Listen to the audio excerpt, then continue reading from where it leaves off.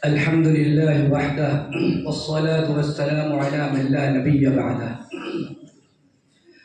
أما بعد فأعوذ بالله من الشيطان الرجيم. بسم الله الرحمن الرحيم. الرحمن علم القرآن خلق الإنسان علمه البيان. وقال النبي صلى الله عليه وسلم إن من البيان لسحرا أو كما قال عليه الصلاة والتسلیم. انداز بیاں گرچہ بہت شوق نہیں ہے، انداز بیاں گرچہ بہت شوق نہیں ہے، شاید کہ اتر جائے تیرے دل میں میری بات. صدر عالی وقار، قابل تکریم اساتذہ اعزام اور معزز مہمانان اعزام،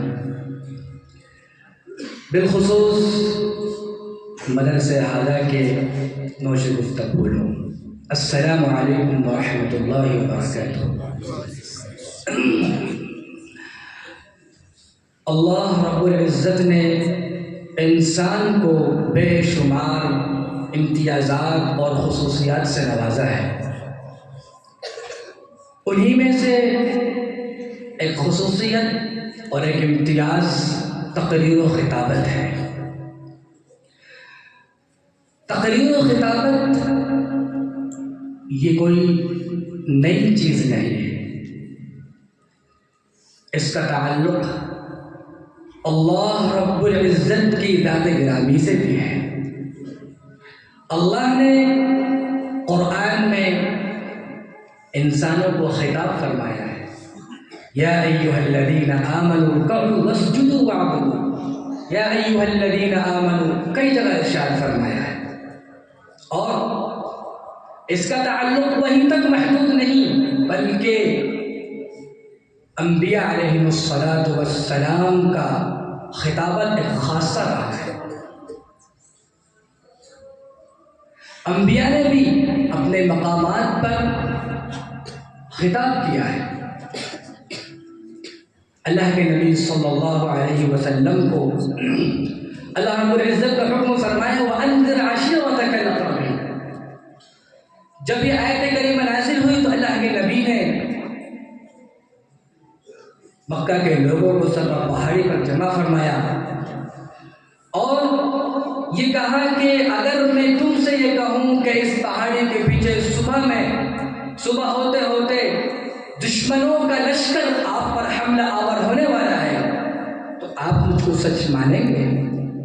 آپ مجھے صادق کہیں گے؟ بیک زبان ہو کر کہا یقیناً کیوں نہیں. یہ بھی ایک خطاب ہے. سلیمان علیہ السلام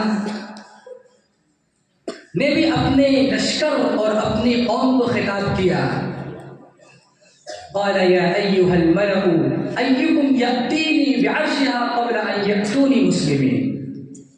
قال عفریت من الجن. یہ ان کا خطاب. خلاصہ یہ ہے کہ خطابت کوئی نئی چیز نہیں بلکہ یہ ابتدا سے ہے اور انتہا تک رہے گی. اللہ کے نبی صلی اللہ علیہ وسلم کا فرمان ہے انا خطیب الانبیاء یوم القیامہ، یعنی کہ میں قیامت میں خطیبوں کا امام، انبیاء کا امام ہوں گا. قیامت میں انبیاء کا خطیب ہوں گا. تو پتہ کیا چلا؟ قیامت کے دن بھی خطابت ہوگی اور آخر میں اللہ رب العزت جب پوری دنیا فنا ہو جائے گی، سب موت کے عالم میں پہنچ چکے ہوں گے، کوئی نہیں ہوگا، اس وقت بھی اللہ رب العزت خطابت کریں گے لمن الملک اليوم للہ الواحد القہار. عزیز دوستو بزرگوں، جو نسبت آپ نے اختیار کی ہے وہ نسبت معمولی نہیں ہے.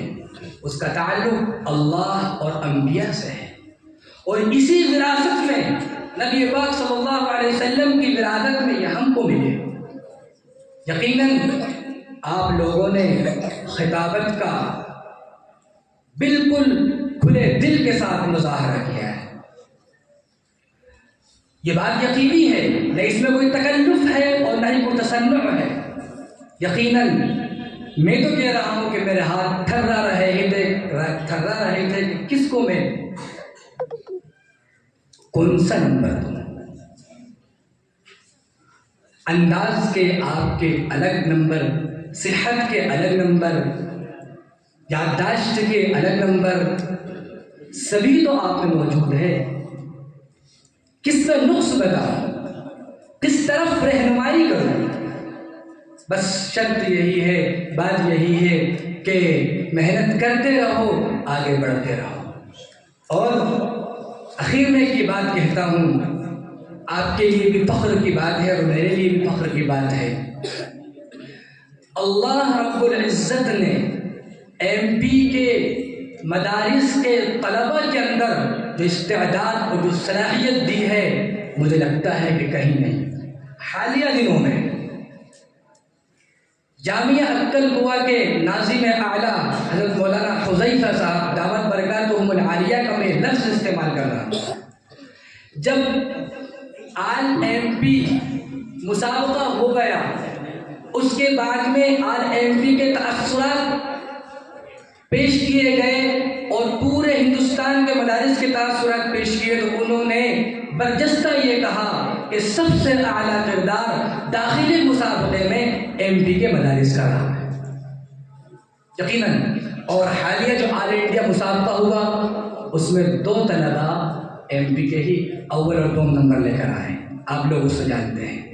بس یہ بات یقین رکھیے کہ اللہ نے آپ کے اندر ہنر دیا ہے، صلاحیت دی ہے، استعداد دی ہے، اپنے وقت کو استعمال کر کے اس صلاحیت کو بناؤ اور اپنے مافی ضمیر کو خوب ادا کرو۔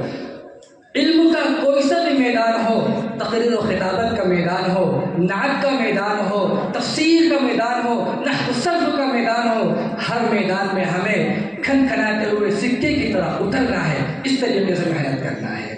اور آخر میں تمام مہمانان نظام کا شکریہ ادا کرتا ہوں، اور بالخصوص مدرسہ ہادہ کے صدر محترم کا، اور یہ دعا کرتا ہوں کہ اللہ رب العزت اس مدرسے کو شجرۃ اصلها ثابت وفرعها في السماء، اس آیت کریمہ کا مصداق بنائے۔ آمین وآخر دعوانا الحمد للہ۔